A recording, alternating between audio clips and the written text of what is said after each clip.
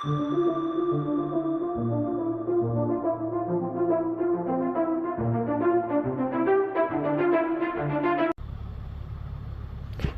this is the third time I'm trying to video this. Okay, so I'm having some trees cut. Bergman tree cutters out of Goodrich with a bucket truck. 5 trees, tall trees up to 80 feet tall. Now plenty of firewood. Plans are, the reason I'm getting them cut down is for the 56 or so panels, solar panels that I'm gonna get on the property.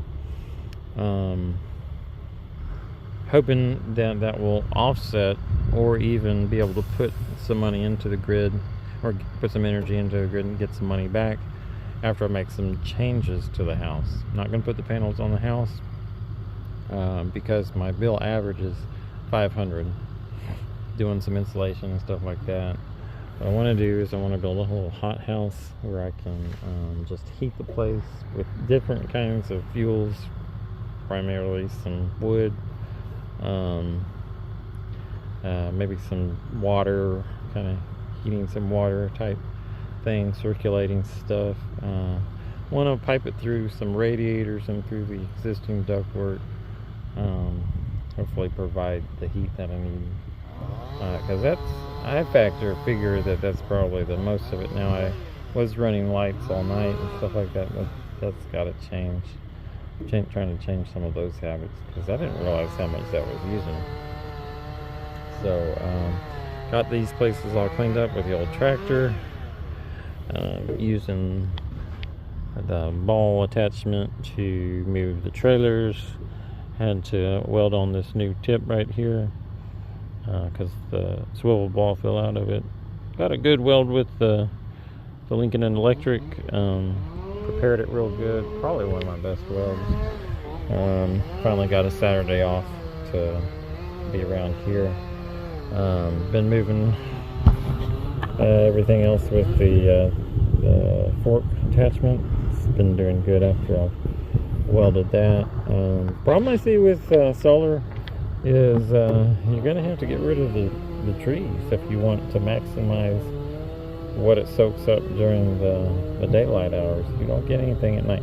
Now I do have some, the setup I'm getting is going to have micro-inverters, so I kind of want to experiment with, like, maybe the city's light can provide some energy during the night. How much energy will it produce?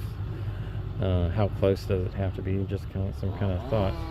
If you do light, will it produce enough to equal out the energy that it uses? Will it produce a little bit more, or is that some things that you can do during the night? We've just got some ideas to throw around there, which I'll be able to see through there's going to be an app that's going to be attached to it. Got some ideas for insulation to just really insulate that house. Cut usage to cut, so I'm hoping that the expense will pay for it itself pretty quick. You get $30,000 back at this time. This is October 22.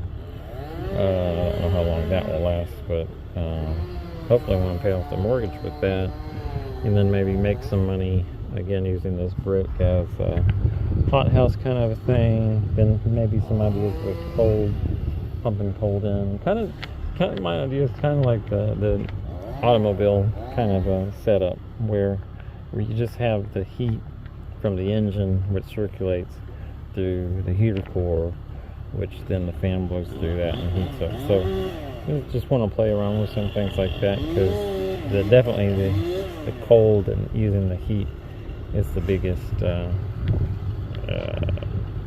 part of the expense of this current time.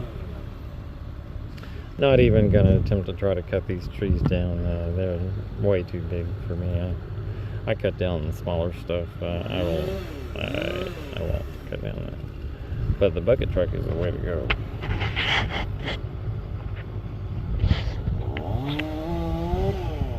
That's some updates. Like I said, been working Monday through Saturday, so I don't have a whole lot of time getting a lot of good experience with big equipment, Caterpillar equipment, new Caterpillar equipment. So welding and stuff like that.